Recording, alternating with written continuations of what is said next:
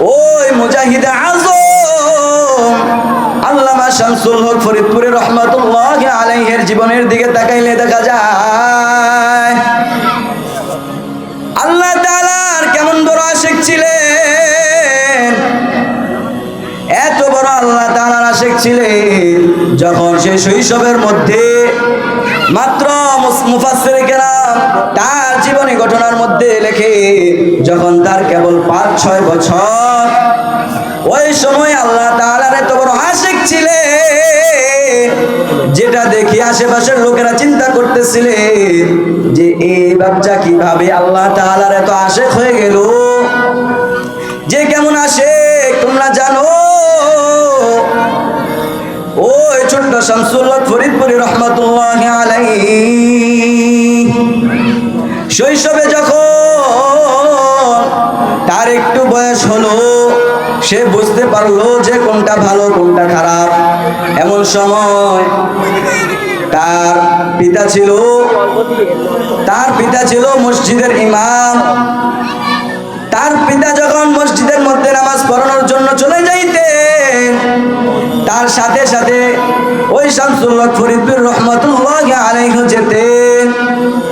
দিনের বেলা যখন 4 ওয়াক্ত নামাজ পড়ে ফেলতেন, জোহর থেকে নিয়ে আসার পর্যন্ত এই 4 ওয়াক্ত নামাজ যখন শেষ হয়ে যাইত, এরপর যখন রাত্রেবেলা ঘুমানোর জন্য বিছনায় যাইতেন, তখন তার আম্মা জানকে বলে যাইতেন, ও আম্মা জান, আপনি যখন ফজরের নামাজ পড়ার জন্য ঘুম থেকে উঠবেন, আপনি যখন ঘুম থেকে জাগ্রত হবেন, তখন আপনি আমাকেও ঘুম থেকে জাগ্রত করে দেন, আমি ফজর নামাজ পড়ার জন্য আব্বার সাথে মসজিদে যাব। তখন যেই কথা সেই কাজ, ওই আল্লামা শামসুল হক ফরিদপুর রহমাতুল্লাহি আলাইহির আম্মা জান ফজরের ওয়াক্তে যখন নামাজ পড়ার জন্য ঘুম থেকে জাগ্রত হয়, জাগ্রত হওয়ার পর তার সন্তানকেও শামসুল হক ফরিদপুর রহমাতুল্লাহি আলাইহিকেও জাগ্রত করে দেন, নামাজ পড়তে যাবে। ক্রমান্বয়ে এমনি ভাবে যখন চলতে থাকলো, একের পর একদিন চলে যাইতেছে, সে বাবার সাথে ফজরের সময় মসজিদে যায়, জোহরের সময় মসজিদে যায়, আসরের সময় মসজিদে যায়, মাগরিবের সময় মসজিদে যায়, এশারের সময় মসজিদে গিয়ে জামাতের সাথে সকলের সাথে নামাজ পড়ে। এমনি ভাবে যখন ক্রমান্বয়ে চলতে থাকলো তার দিনগুলো, একদিন হঠাৎ করে তার আব্বা আম্মা চিন্তা করলো যে এখন দেখবো তার সে যে নামাজ পড়তেছে, এই নামাজের প্রতি তার কতটুকু মনোযোগ আছে। এই মনোযোগটা দেখার জন্য তার আব্বা আম্মা চিন্তা করলো তাকে আমরা আর এই দিন ডাক দিব না। আজকে রাত্রে তারা এই দুইজনেই কল্পনা করলো, এই ভাবনা চিন্তা করলো যে আগামীকালকে সকাল যখন ফজরের ওয়াক্ত হবে, তখন আমরা তাকে ডাক দিব না। তার রিয়েক্ট কি হয়, এরপর তার চালচলন কেমন হয়, আমরা তা দেখব। এই চিন্তা যখন তার পিতামাতা করলেন, পরদিন সকালবেলা যখন ফজরের ওয়াক্ত হলো, ফজর নামাজের সময় হয়ে গেল, তার পিতা মসজিদের মধ্যে নামাজ পড়ানোর জন্য চলে গেল, আর তার মাও পর্দার আড়ালের ঘরের মধ্যে বসে নামাজ পড়তেছে। এক পর্যায়ে যখন ফজরের ওয়াক্ত শেষ হয়ে সূর্য উদিত হয়ে গেল, ফজর নামাজ শেষ হয়ে গেছে, ফজরের ওয়াক্ত শেষ হয়ে গেছে, এমন সময় আল্লামা শামসুল হক ফরিদপুর রহমাতুল্লাহি আলাইহি ঘুম থেকে জাগ্রত হইয়া দেখে সকাল হয়ে গেছে, ফজর নামাজের সময় আর নাই। সে ঘুম থেকে উঠে যখন আশেপাশের দৃশ্যটা এমন দেখলেন, সে চিৎকার দিয়ে বলে, ও আমার আম্মা জান, আপনাকে যে আমি বলেছিলাম ফজরের নামাজের জন্য যখন আপনি ঘুম থেকে জাগ্রত হবেন, তখন আমাকেও জাগ্রত করে দিবেন, যাতে করে আমি আব্বার সাথে মসজিদের মধ্যে গিয়ে জামাতের সাথে নামাজ আদায় করতে পারি। তাহলে কেন আজকে আমাকে ফজরের সময় ঘুম থেকে জাগ্রত করেন নাই? এই কথা বলার পর তার আম্মার কোনো জবাব নাই, তার আম্মা যারা কোনো জবাব দিতে পারে না। এমনি ভাবে ফজরের সময় চলে গেল, সকাল বেলা গনিয়ে গনিয়ে দুপুর হয়ে গেল।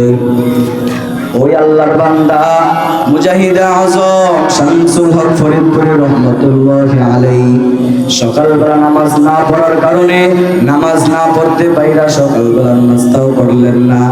এক পর্যায়ে দুপুর ঘনিয়ে আসলো। দুপুর যখন হয়ে গেল, দুপুরে খাবারের জন্য তার আম্মা ডাকতেছেন, ও শামসুল হক আসো আসো, খানা খাবো, আমরা একসাথে খানা খাবো, তোমার আব্বা মসজিদ থেকে আসছেন। তখন শামসুল হক ফরিদপুরি রহমাতুল্লাহি আলাইহি মনটাকে বেজার করিয়া কোনো কথা না বলিয়া চুপ করে তার কামরার মধ্যে চলে গেছেন। তখন তার আম্মা চিন্তা করলেন যে সে কেন এমন করতেছে। তখন চিন্তা করার পর চিন্তার ফলাফল আসলো যে তাকে সে বলেছিল তাকে ফজরের সময় জাগ্রত করার জন্য। তাকে যে সব ফজরের সময় জাগ্রত করি নাই, মনে হয় সেই জন্যই সে মনটা বেজার করে আছে, এখন খানা খাইতেছে না। এক পর্যায়ে যখন দুপুর গনিয়ে বিকাল হলো, বিকাল হওয়ার পর আবার তার আম্মা জান ডাকতেছে, ও শামসুল হক আসো, সারাদিন তো গনিয়ে গেল, সকালবেলাও নাস্তা করলেন না, দুপুরেও হলো, দুপুরেও খাওয়ার খেলা না, এখন আসো একটু খানা খাও। ওই শামসুল হক ফরিদপুরি আগের মতোই রয়ে গেলেন, কোনো কথা নাই, কারোর সাথে কোনো কথা নাই, মনটাকে বেজার করিয়া ওই তার কামরার মধ্যেই বসে আছেন। এক পর্যায়ে যখন মাগরিবের সময় হলো, মাগরিবের সময় পেরিয়ে যখন রাত্র হয়ে গেল, রাত্র হয়ে যাওয়ার পর তার আম্মা ওই সময়ও তাকে ডাকতেছেন, ও শামসুল হক আসো আসো, আমরা খাবার খাবো। ওই সময়ও আসতেছেন না। ওই সময় তার আম্মা যান খাবারের প্লেটটা হাতে নিয়ে তার কাছে গেলেন।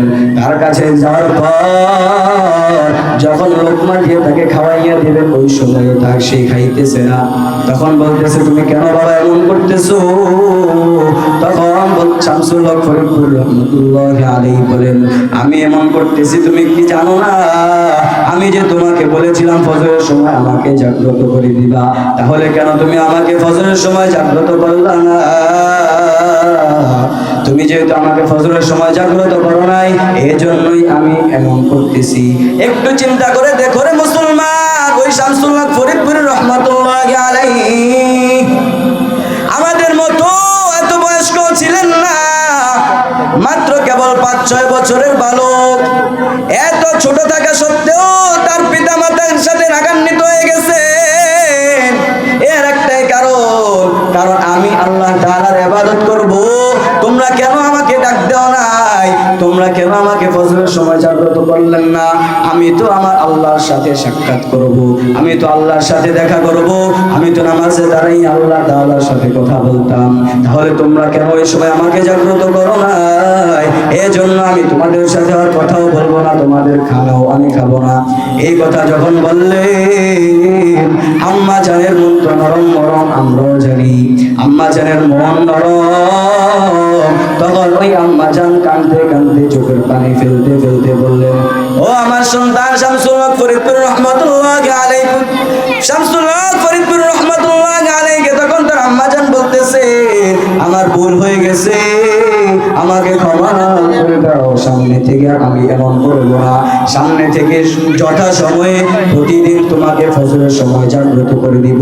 তোমার আব্বা যখন নামাজ পড়ার জন্য মসজিদে যাবে, ওই সময় আমি তোমাকে জাগ্রত করে দিব, যাতে করে তুমি তোমার বাবার সাথে গিয়ে মসজিদে সকলের সাথে জামাতের সাথে নামাজ আদায় করতে পারো। এই প্রতিজ্ঞা যখন তার আম্মা জান করলেন, এই প্রতিজ্ঞা করার পর শামসুল হক ফরিদপুরি রহমাতুল্লাহি আলাইহি বলতেছেন, আজকের মতো আমি খাবার খাইতেছি, যদি সামনে থেকে তোমরা আবার এমন করো, তাহলে শুনে রাখো আমি তোমাদের সাথে আর কোনো সম্পর্ক রাখবো না, তোমাদের সাথে কোনো কথা বলবো না, তোমাদের খাবারও গ্রহণ করবো না।